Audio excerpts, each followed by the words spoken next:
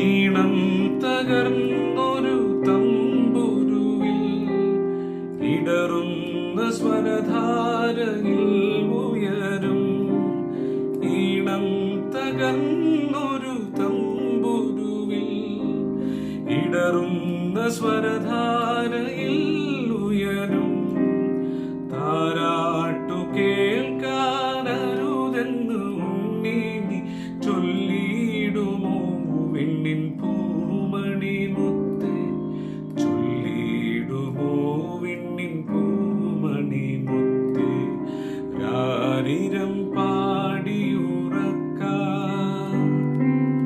താലോ